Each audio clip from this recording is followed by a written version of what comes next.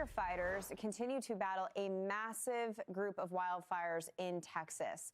The Panhandle really being impacted. In fact, Amarillo saw snowflakes yesterday, so we had Mother Nature on our side for about 36 hours. But now the forecast is taking a different turn. There are still fire, weather warnings and wind alerts out for parts of the Panhandle. And now we're going to add heat to the scenario. We're drying out, we're warming up, and that's going to be a huge concern. So the Smokehouse Creek fire is just one of many that are burning in the Panhandle. It has exploded. It has only been ignited for 4 days, and the total acreage is well over 1 million. So that entire stretch, by the way, you could fit the driving distance in the 95 corridor between Philadelphia and New York City. It was all on fire. That's how big this is. Look at the imagery to the right. Flames that are covering the interstate.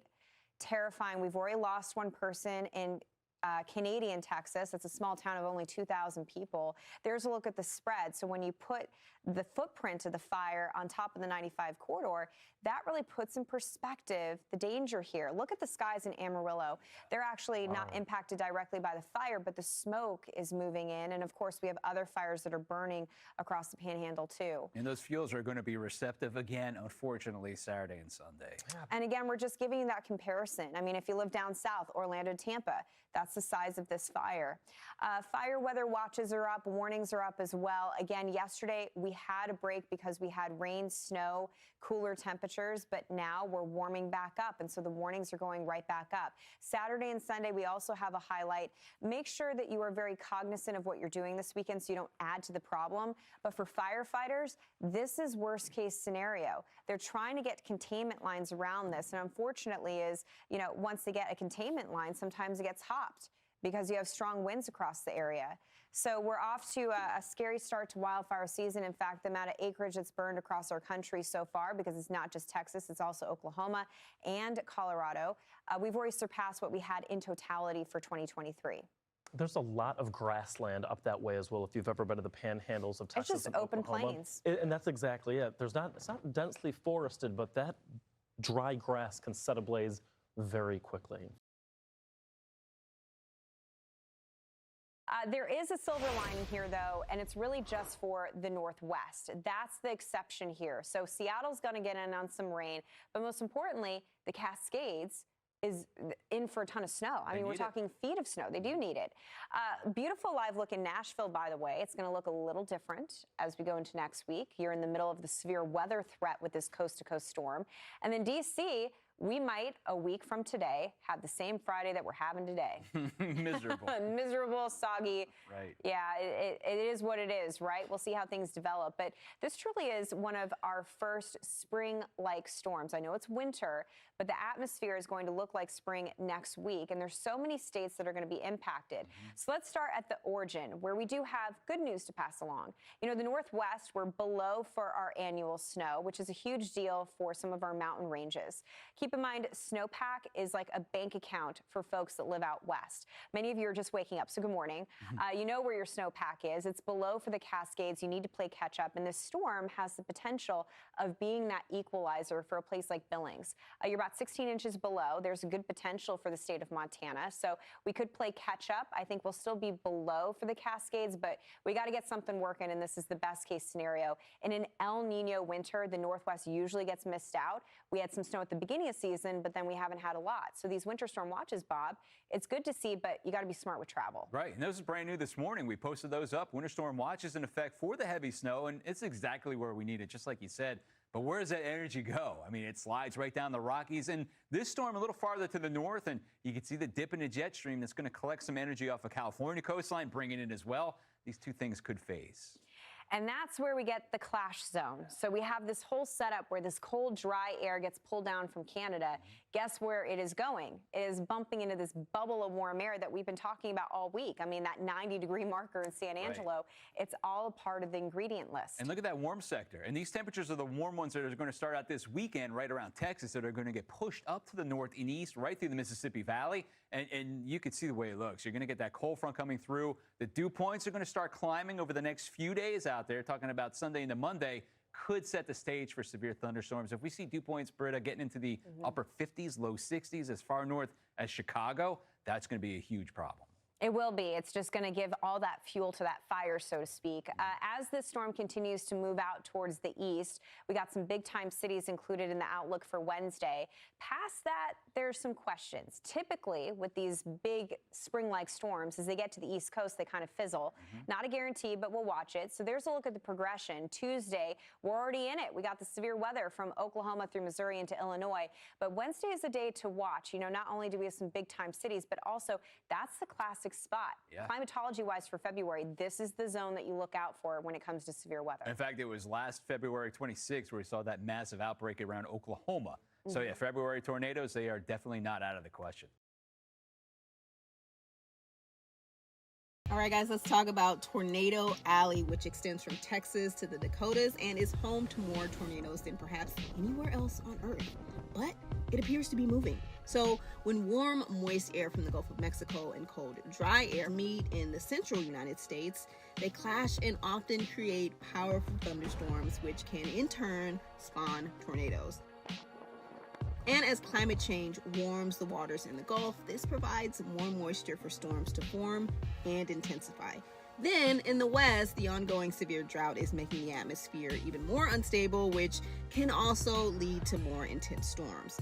The combination of these two factors is making it more likely that storms will track eastward across the Midwest. And over the last 30 years, that is exactly what we've seen in the numbers, with less tornadoes occurring in the most historically tornado-prone states and more occurring in the Southeast. Now to that winter blast, leading to massive pileups across the Midwest, killing at least 13 people. A Dancing with the Stars tour bus in one of those crashes. Thankfully, no one was seriously injured. But now a new storm is moving in, and Alex Perez is in Chicago with more. Good morning, Alex. Hey, good morning, Michael. Complicating things underneath all of this fresh snow in many areas, there's a dangerous layer of ice. Once this snow started falling, it kept coming, creating some massive problems. This morning, the deadly blast of winter weather being blamed for 13 deaths across the Midwest. Snow, ice, and whipping winds leading to a string of crashes along highways like I-35 in Iowa, where this massive pileup left at least one person dead.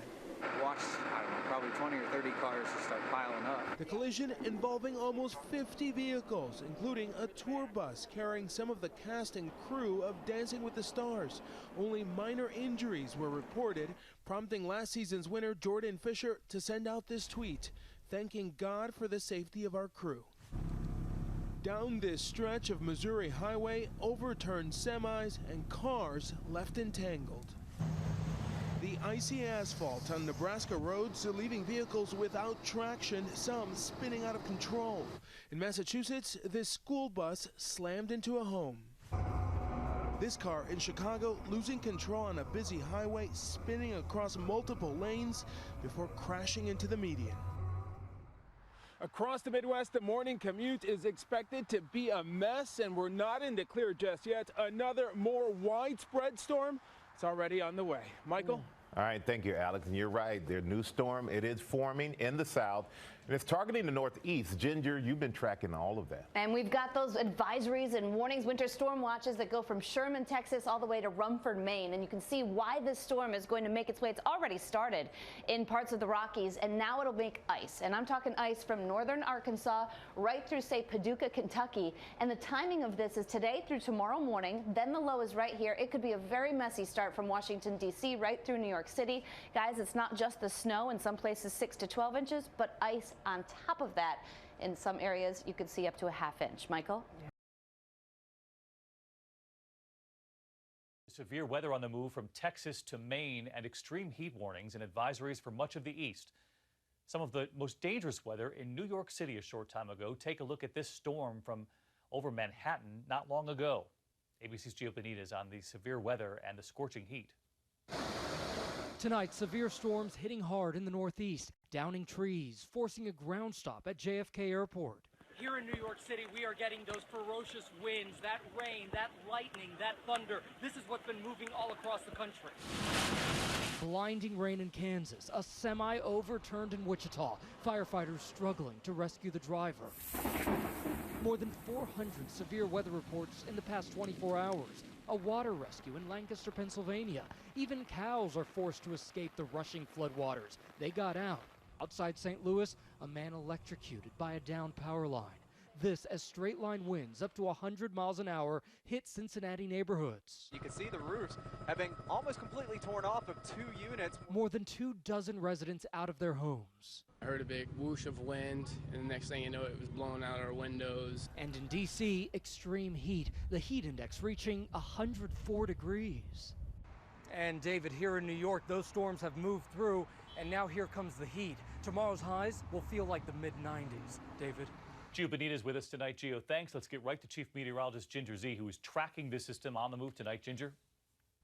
David, the heat advisories go from North Carolina to New York City, and you can see those excessive heat warnings for Philadelphia, even northern Delaware. Well, that's because we're not going to cool down overnight. So cumulative heat day after day, morning after morning, that's what we're dealing with. It feels like 81 when you wake up in Virginia tomorrow morning, and then the afternoon comes and it feels like it's above 100 in a lot of spots. We'll finally break this heat, David, as we go through the weekend. All right, relief on the way, Ginger.